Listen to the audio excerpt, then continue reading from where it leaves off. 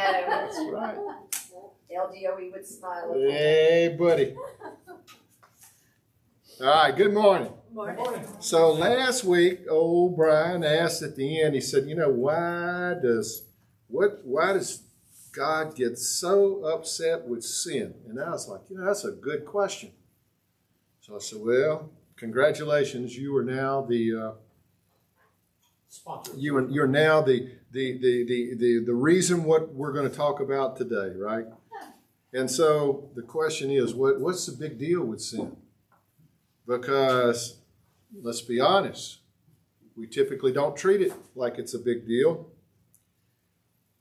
The gospel is, I would say, that we preach in churches today is seriously underestimates the power of God. And so we emphasize the grace and the love, but we don't emphasize the notion of how we can minimize and rationalize behaviors and give excuses for what we do and what we don't do. We've got a bunch of excuses. If you remember the Indiana Jones and the search for the Holy Grail or some such something, I think that was the title. They finally reach the place where all the cups are, and there's this whole bunch of cups in there, and this really old man is kind of sitting there guarding them. And they're trying to figure out which cup they can drink, right? And so the first guy looks around, he takes the advice of the chick that's with him, and that was the first thing. That was his first mistake. But he picks the cup because it was a beautiful cup. And then after about 4 or 5 seconds, he undergoes some cinematic creepiness, at which point the old man that's guarding the stuff looks at Indiana Jones and says, he chose poorly. So there is a counter to this. Choose wisely, flee from sin, fear God. That's what Scripture says. What we've done is we can kind of turn around the question. It's not, why does God get so mad about sin? The question that kind of flips back is, why is man so flippant about sin? Because that's really the point of emphasis, isn't it? I mean, we know God's nature. The question is, why don't we pay attention to it? There are some people that say, well, and I don't mean this to minimize those that are really struggling with things, because that can be real, and it's a real thing. But there are people that can tell you, ooh, I'm scared of dogs. Why? Well, because I had one bite me when I was 7 years old, and they're 60. And that event, 50 some odd years before, has shaped their feelings about and their behavior from that point on. But yet they're like the old, the comic routine of Sinbad. Let that boy put that fork in that electric socket. He'll only do it once. Ha! Learned something, didn't you? And the point being is that we tend to take the fork, put it in the socket, and go, well, that hurt. And then about a day later, oh, that hurt. That hurt. We just kind of we sort of treat sin flippantly, don't we? April the 3rd, 33 AD. What was important about that day? That was the crucifixion. And it involved a brutal death before the resurrection. And what we want to do is we want to skip to Sunday because Sunday's cool, but we don't want to overlook Friday. In fact, if we do overlook Friday, we really diminish the sacrifice that took place. So why do we sin? Why do we do anything? Why do you choose to do some things and ultimately not choose to do others? And here comes my presentation. You've seen Karl Rove on Fox. He'll take the whiteboard out and start writing on it. Here's your sign. So the first thing is the B's are the behavior. And if it's a good behavior, it's a plus. If it's a negative behavior, so the plus would be something you want to do. And the E is the experience you get from it.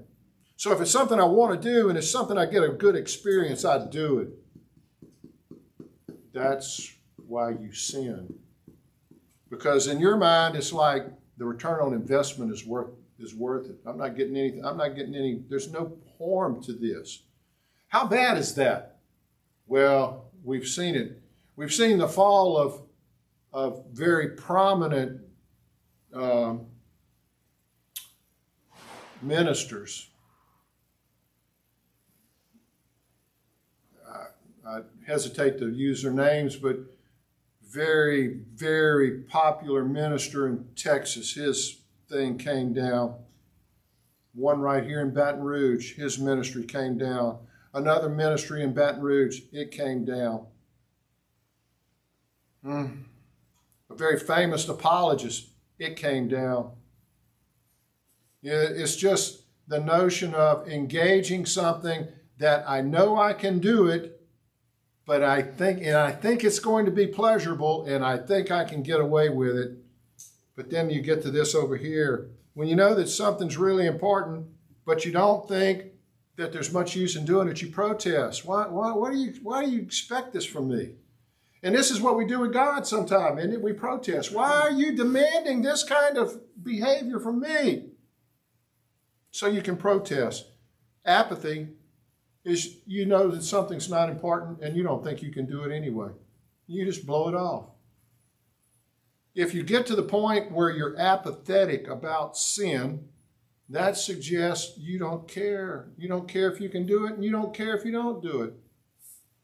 And then this is the one where the Holy Spirit convicts you.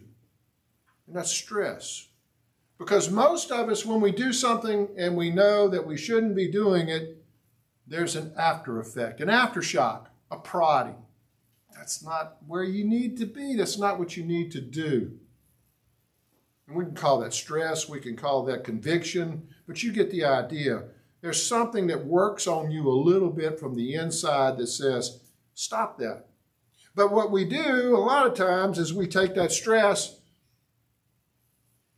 Old movies is one of the best ways to describe this. Burt Reynolds in some movie thought he had a terminal disease.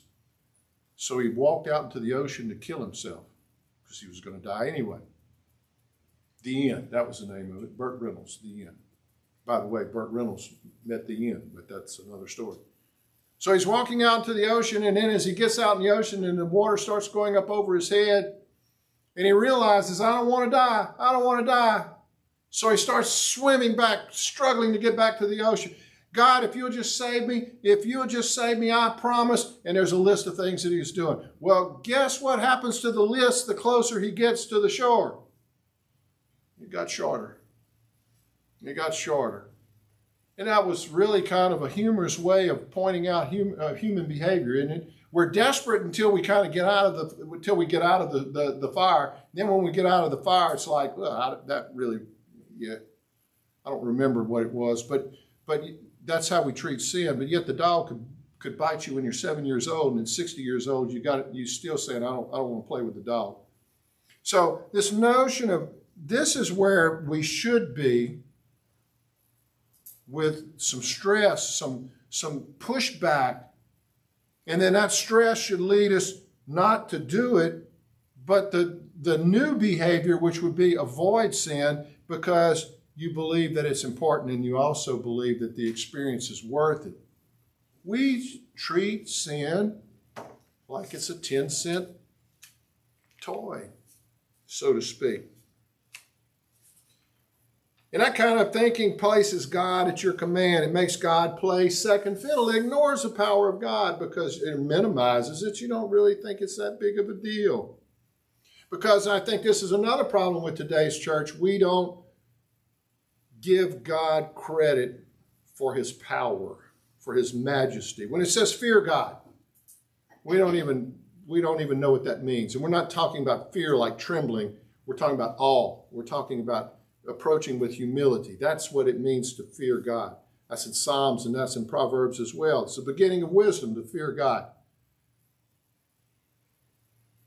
And the church really, we haven't done enough to appreciate how majestic God is.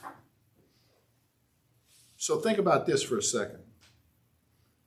All the stuff that you see in the universe, Not just what you can see with your eye, but what they can take with a telescope and look to the furthest places. That started out from a space smaller than the fraction of a proton.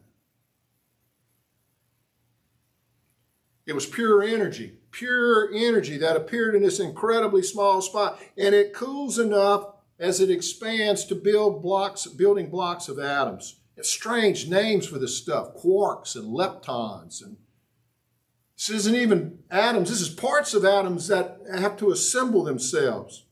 They finally build atoms, and they have the nucleus that can be held together, even though the nucleus has the same charge. Everybody knows what happens when you take a positive end of a magnet and try and stick it on a positive end of a magnet. It blows apart. But for some reason, once we finally assembled protons from pure energy,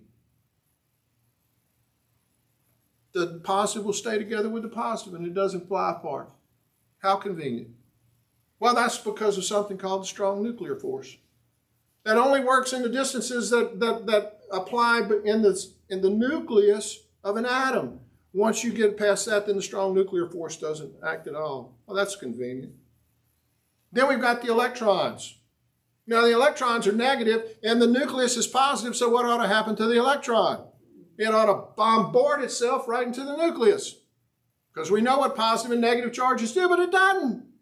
It hangs around, and when we saw this stuff in chemistry class or in your sixth grade science, and they show the nice little circle, and then they show the nice little orbits, and that's so bad. Because electrons are like bees in a beer can on steroids. I mean, they're just buzzing in these places that they have to stay, and they call them orbits, but they're really fields.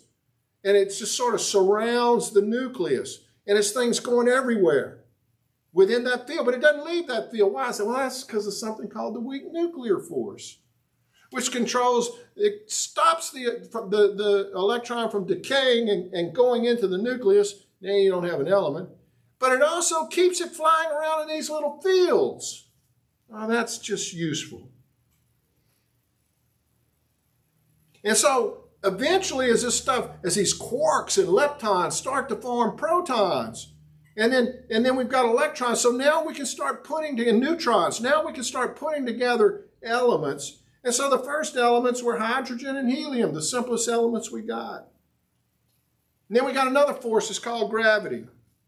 Gravity finally pulled enough of this stuff together to start suns. You say, well, where did the stuff come from? It came from a space the size of the fraction of a proton, and it made not just a sun.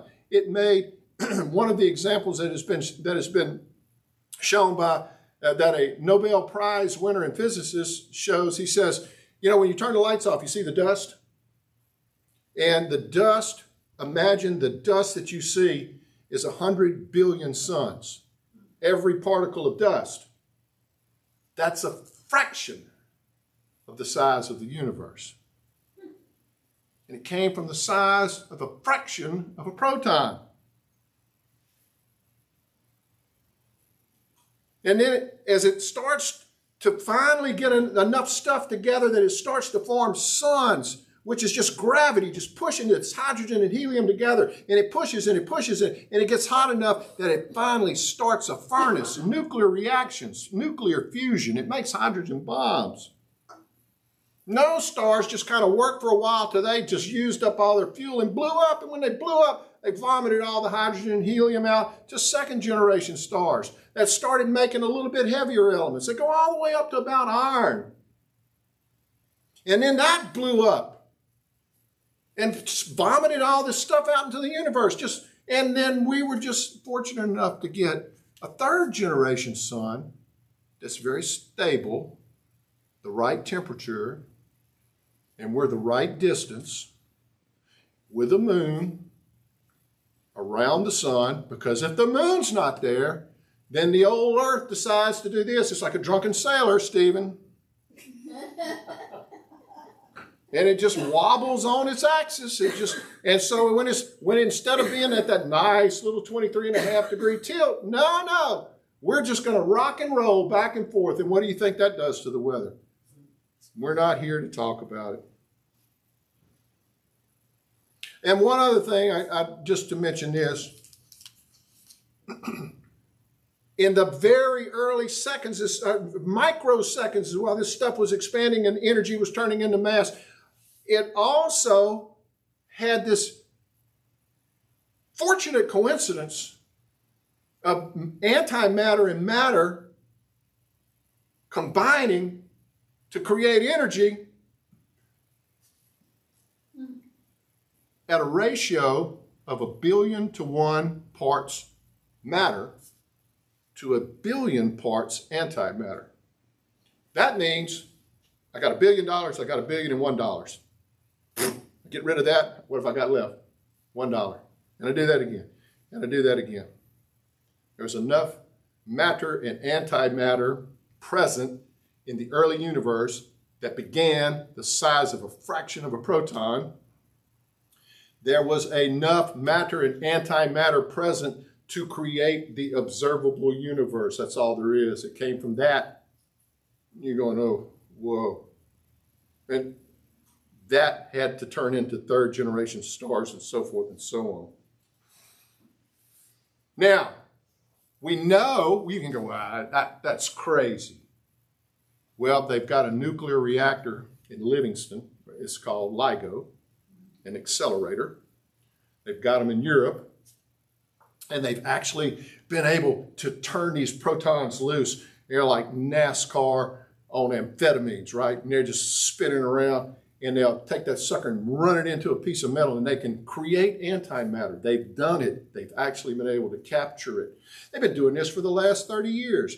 And in the last 30 years, they managed to capture enough to perhaps fill a teacup. So man's greatest efforts with all of his fancy stuff, I'm going to just sit here and accelerate these particles and show you how smart I am. We made a teacup. What did you make, God? Hold my beer. I made a universe. Now, why is it that there's 1,000,001 pieces of matter and 1,000,000,000 pieces of antimatter? Why is there more matter than antimatter? So I asked AI, because AI would have to know, right? Well, that's true. And it said, because the laws of nature didn't apply at the early stages of the universe. Oh, wow. How convenient. Now, if you get a picture of what's going on here, it's not about the details, it's about this. A God that can do that says sin's bad. Somebody ought to be paying attention. You really need to slow your roll and ask yourself, what am I doing talking back to God? Job did such a thing. In Job 38, after all the stuff that he had gone through, and it was bad, he never would curse God, but he was kind of asking, why does this keep happening to me? So Job has 43 chapters, I believe. God doesn't speak until 38. What does that tell you? He's patient. Don't expect it on your timeline. It's going to be on his. But Job finally got what he asked for. Because just like Forrest Gump and Lieutenant Dan, God showed up.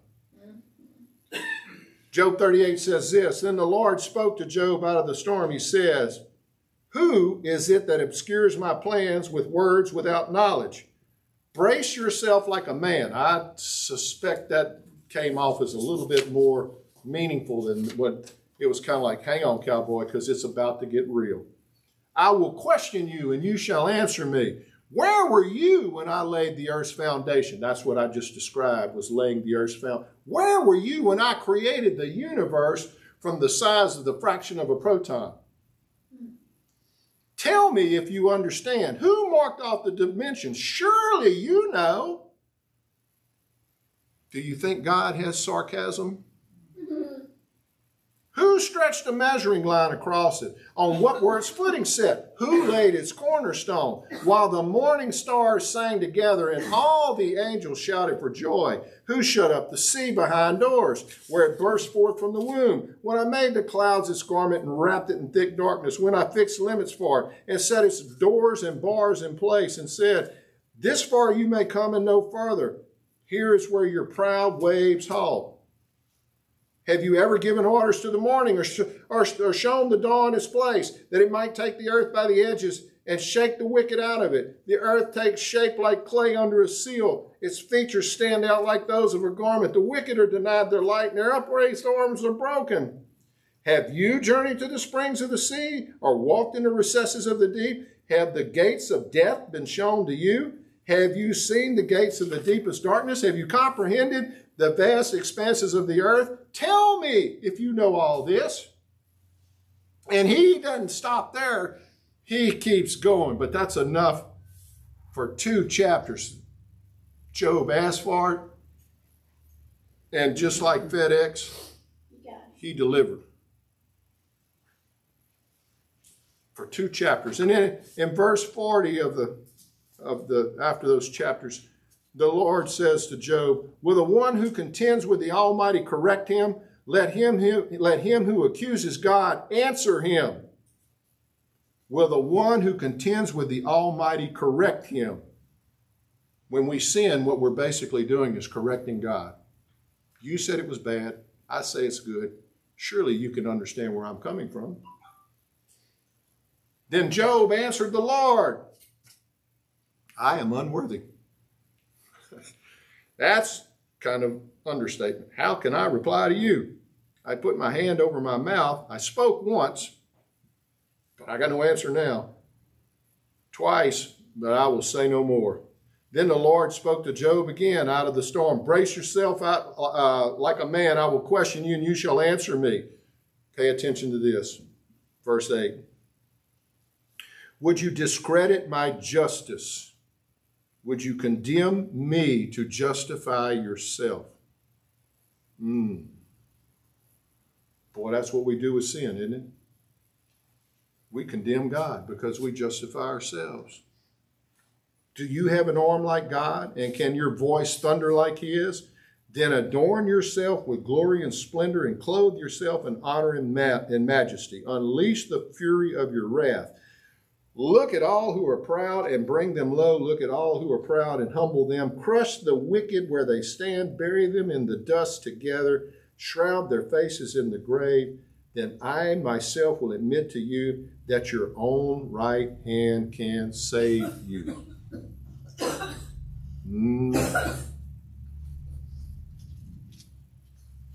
Would you discredit my justice? If you can do all the things that I just said, then your own right hand can save you.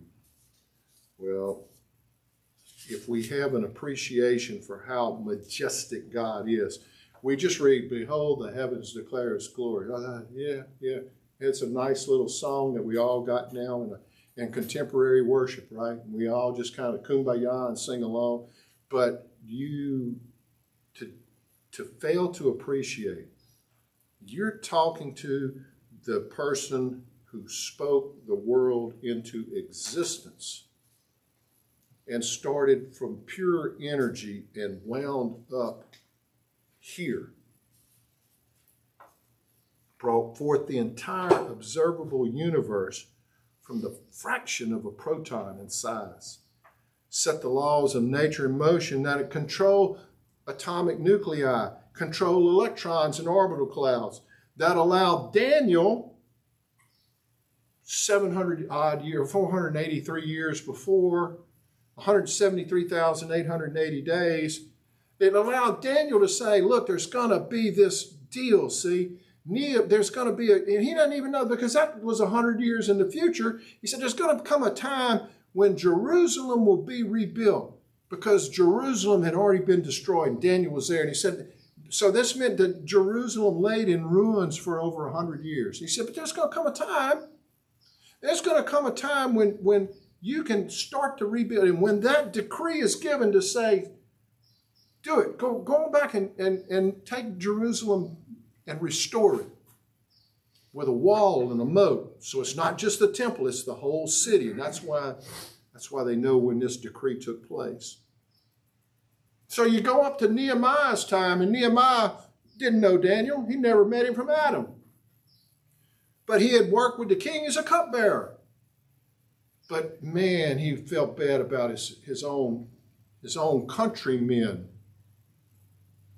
and the fact that his ancestors were buried there in this city in ruins. And so he goes and asks the king, he said, can I go?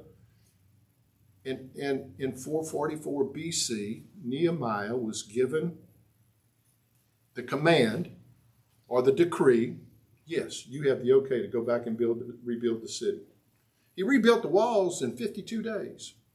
It says that but it will be rebuilt in times of trouble. That's what Daniel said. 100 years later, he didn't have a clue what this was going to happen, but it did. Nehemiah had to take archers. His people were both combination workers and archers because there was so much conflict. They had to protect themselves while they built the wall. The wall itself wasn't completely destroyed. It was only sections of it. Nehemiah rebuilt it in 52 days. That's amazing. And while he was doing that, the politics of it was horrible. There were some people that were married to rich Jewish families, and they were undercutting him. It was rebuilt in times of trouble. And it says once that decree is given, that clock's going to start ticking. And Daniel doesn't have a clue. He doesn't know who Jesus is. He's never heard the name. But he does know this. And you tell me, and so it's figured out, it says 173,880 days until the anointed one is cut off, because Israel knew there was going to be, that was coming. 444 BC, spring, Nisan. Fast forward 476 years, and you're in 33 BC. We say, well, do we really know that it was 33 BC? Well, we know this. We know that there's been some scientific inquiries published in journals that says we can go back and look at the astronomical records and reconstruct what happened that day. There was a lunar eclipse that occurred on April 3rd, 33 AD. What's a lunar eclipse? The moon turned to blood. And this would be visible. That was the prophet Joel. So all of a sudden, there's these things. So all we're doing is saying the Bible, just like creation, points to majesty and power. April the 3rd, 33 AD would have been Nisan 14 in Jesus' day. Nisan 14 would have been the day that all of Israel collectively celebrated Passover, which we'll do in just a few minutes. Sacrificed on the day that Israel was sacrificing their lambs as an atonement for sin.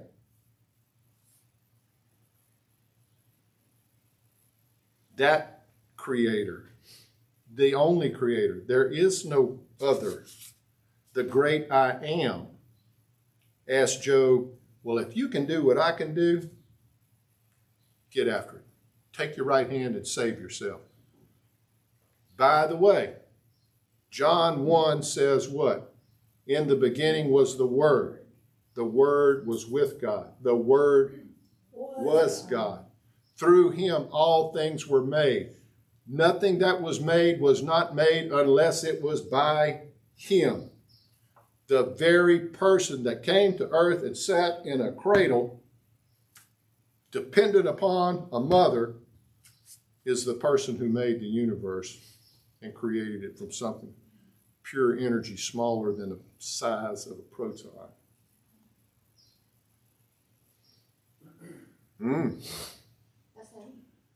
That's not the hippy-dippy weatherman that we sort of make Jesus out to be.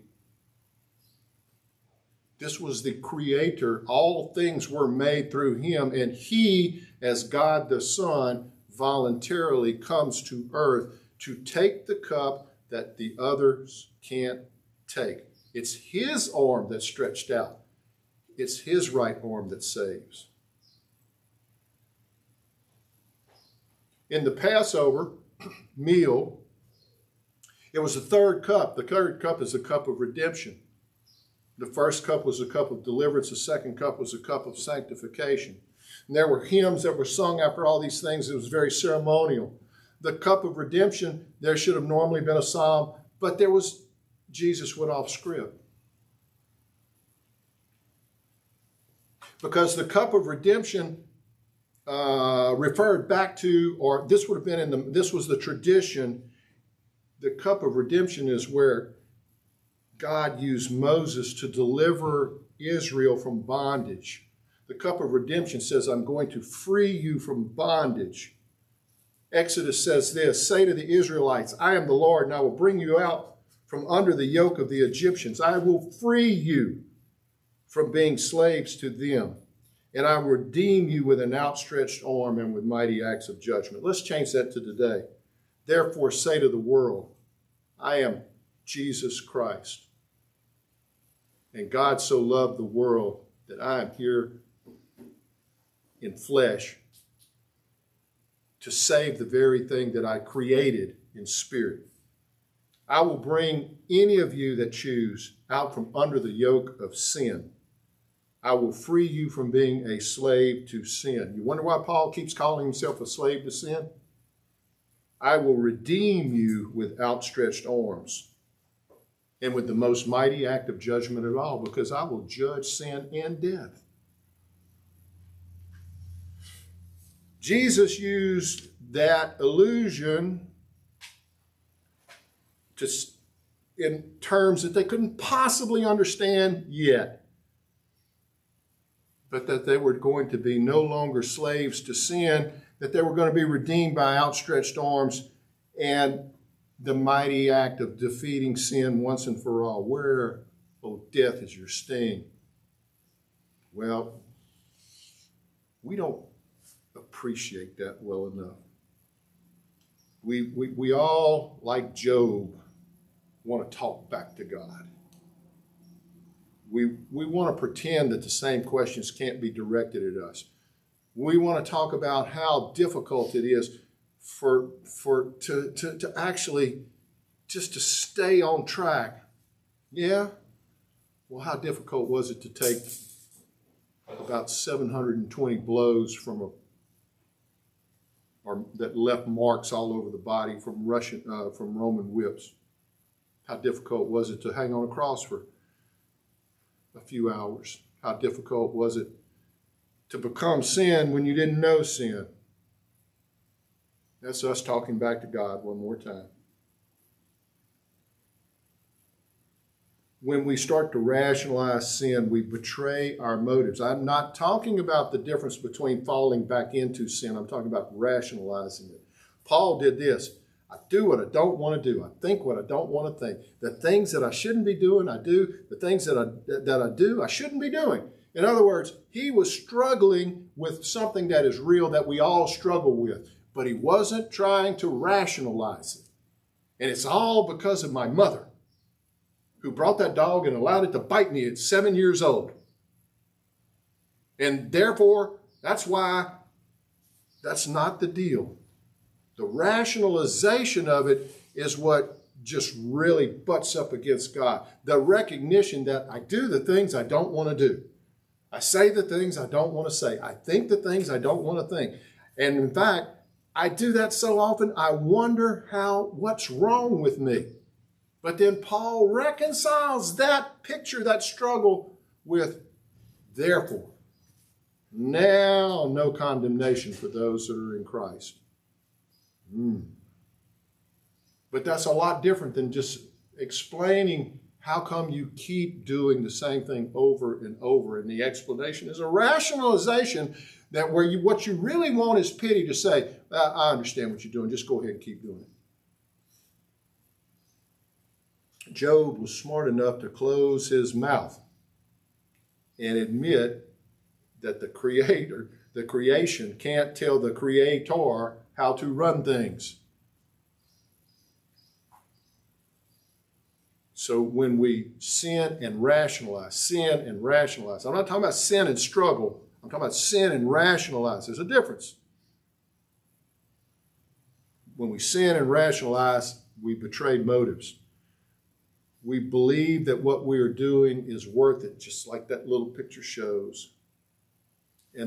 But it's worth it, and it's not that big a deal because God has it covered. That's not fear of the Lord. That's an insult.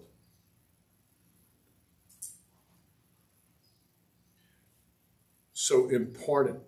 If you haven't thought of this, you should. The God that made the universe and the God who was brutally murdered on the cross is one and the same.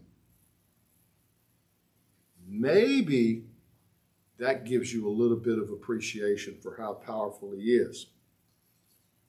And so as we enter into communion, we can reflect upon the notion that this Passover meal, which celebrated deliverance and entrance into freedom from bondage, and it had been celebrated for 4,000 years, I guess, and it had to do with,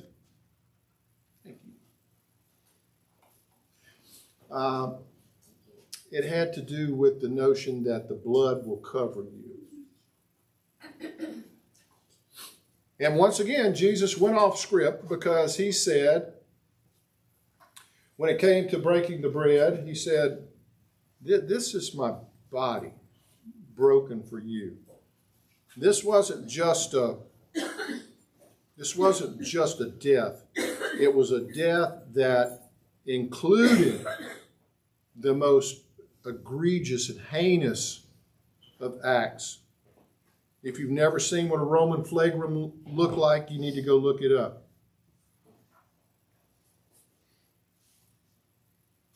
On the shroud that is almost certainly the burial cloth of Jesus, they can tell from the strike marks, because one was on the right, one was on the left.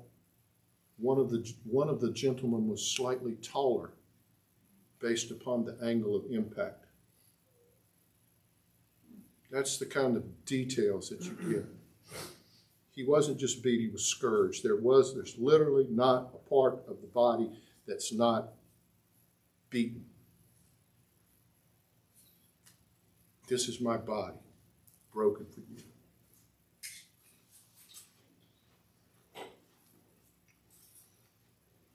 Then that strange announcement for the cup of redemption. And this tells you the circumstances of man. Because while Jesus was about to perform the Last Supper, the last Passover he would experience as a man, the disciples were trying to argue about who was the best. It's really me. It says everything. If you wonder why I do the things you do, just remember a lot of other people went before you and did the same thing. The difference is when the recognition becomes the focus of the resurrection and the power of the resurrection and the power of the person who willingly died as part of the resurrection, that can be life-changing. So, this is the cup shed for the redemption, the blood shed for the remission of sins. Take and drink.